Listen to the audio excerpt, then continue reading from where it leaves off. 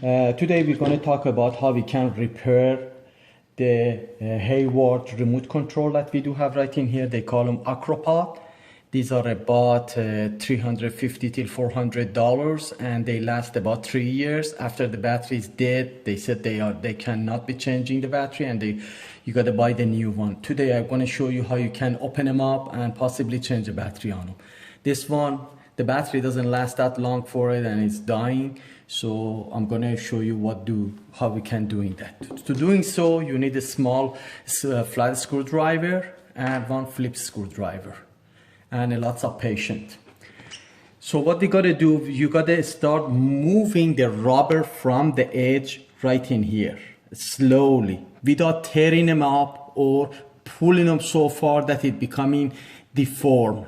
Just put a screwdriver right in here and moving them slowly around till you get rid of the silicone glue that is between the top cover and some sort of the plexiglass that is under it. All the way around this. You're just doing it this way, all the way, you're going all the way around. Make sure you don't go too far because you don't want to poke the hole on it, and then later on when you're putting them back together, it's not going to be sealed well. So you're just going to be doing this and you start moving peeling the top layer from the bottom layer with a small flat screwdriver as I'm showing it to you. And then you can slowly play with it and remove the top cover as I'm doing it right now. We already done this one once, so it's going to be a little easier to get them off. So I'm just going to move them like this, moving them like this, and bringing them back up. I mean, you can just put this thing under it and slowly bringing them back up, as you can see right in here.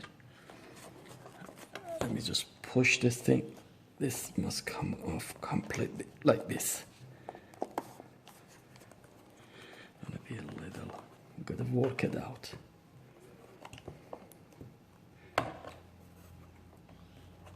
All right, it's gonna be.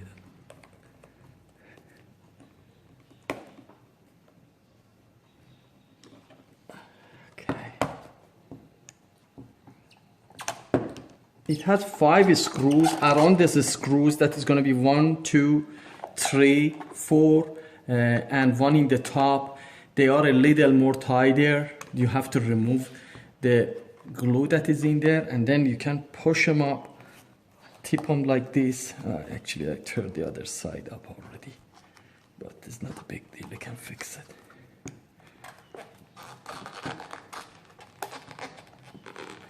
Okay, when you moving this thing up just like this. Oh, fudge.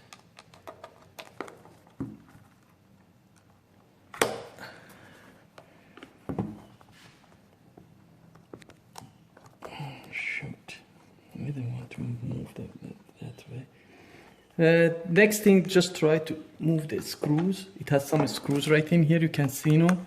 Let me move them.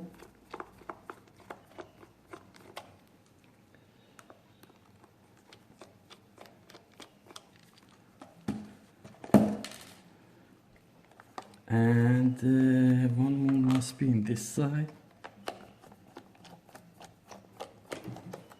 Of course, the top of this screws has a little plastic that you have to remove it, pry it off and throw that piece of plastic away.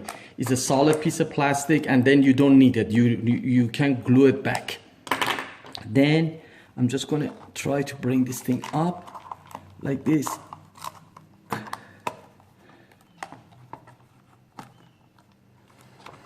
Okay, that's it. Just be careful. You do have a piece of black piece right in here. Some of them, they already moved. See, you have to put those little, look like a dot. You have to put them back in a place because those are the places that is touching the connector right in here. And these are the switches. So make sure all of those black dots, one must be right in here, 5 in here, and a 3 in the top. One is missing right now. I gotta find out what is that. Okay, after you remove this, the next step is gonna be moving the PCB from here. That's a print circuit board that we do have right in here. You can just between the plastic piece and the PCB, just pry it off like this, and it's coming off.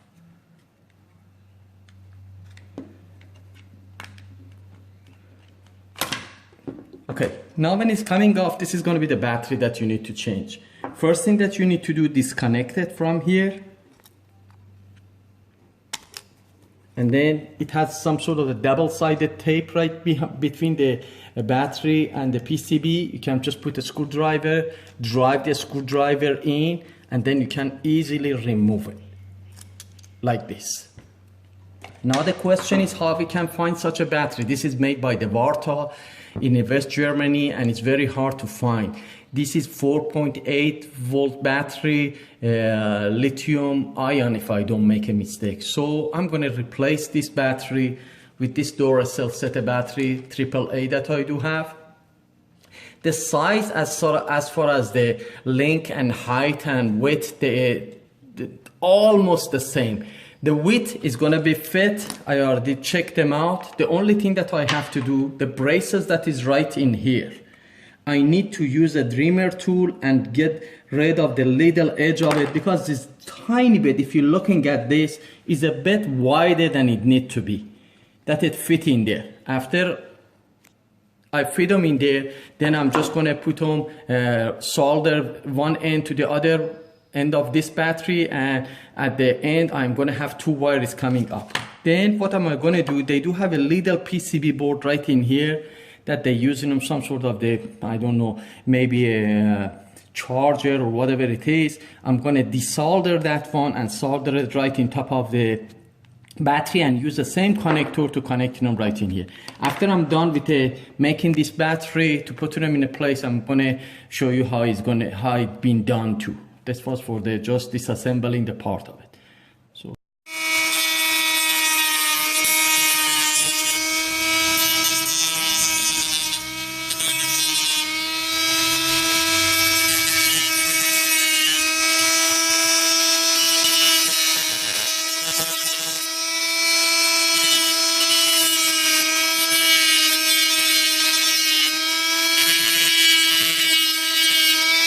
three braces in this side, three braces in this side, left and right need to be together. Each side needs about maybe 2 millimeter or 1/8 of the inch get bigger, that those battery can be fit in there.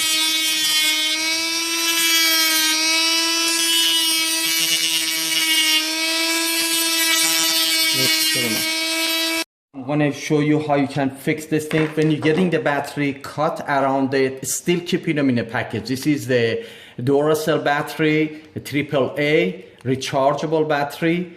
You're getting this, just cut the cardboard, don't take them out of the package. Keep them inside the package, because you want to find out how much grounding you have to do inside of this. Get rid of these 3 ribs that is right in here, that the battery is fit. So when you're cutting them like that, you put them in a place. When you're looking at from the side, it must be completely flush. If it's flush and it's sitting inside of that three bottom ribs, you have to cut them a little from the side and from the bottom. Then you are good. So after I install them in the bottom of this package, when I put this one in the top, it's going to be completely flush and it's going to be okay. So this is the way that you can adjust this. If you're looking at it, this one is completely sitting in a place and it's flush. Now I'm going to show you the next stage. And as you see right in here, I already put those batteries in the format of the series. That's the positive point, that's the negative point. Inside this tape right in here, I put that battery protection regulator or whatever it is, and plug this thing back again. So as I explained again, you have to get all of these 3 ribs that is in the end, you got to grind them up completely, that the battery can be sitting there completely flush. So now I'm just going to put this thing back together. This 2 point is going to go through the seal, that make sure the seal is in there, and then pushing them down, and this thing is completely flush right now. As you see, it's completely flush. The other note that I have to pay, you guys are supposed to pay attention to it, is all of these black dots that you see, make sure they are in a place. If they are not, put a little tap a glue behind it and glue on back, not in the surface, in the back of it. And then you can put this thing back again together and put all the screws back, and then use some silicone around right in here, and then it's set to go. Then you have your system back again on. Let me just put them back quickly, see if we can turn them on and see how this thing will function. Okay.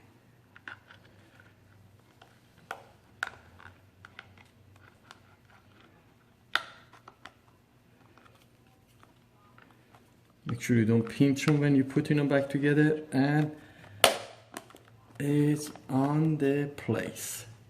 Put the screws back and use silicone to putting the whole thing together. And this screws.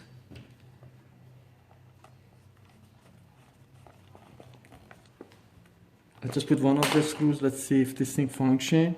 Yup, as you can see, it's coming on right now. And now I have to pair them with a receiver, and everything else is going to work on it. That's it.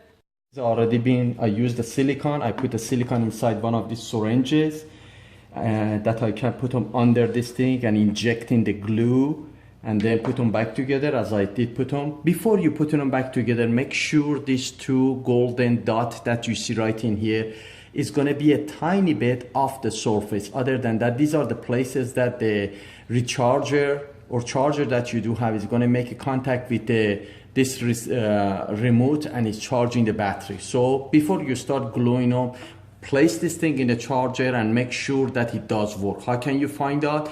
Just wait till the display goes off, and then when you plug in the adapter to the power, the display must be showing up. When it shows, it means it's making the contact.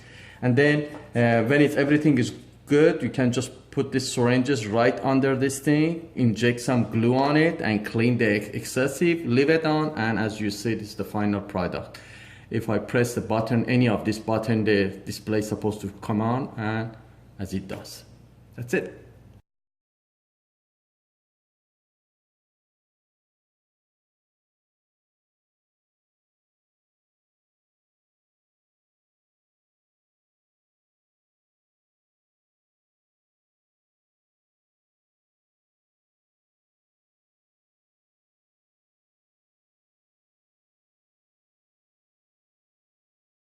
As I explained it today, we brought this thing back to life with changing the battery on them. If we have enough interest on it, I can show you guys on the different video how you can program this via this remote. For instance, if you take a look at this one, I changed all of the auxiliary name to the different name. I can change the time on it. I can change assign the different valve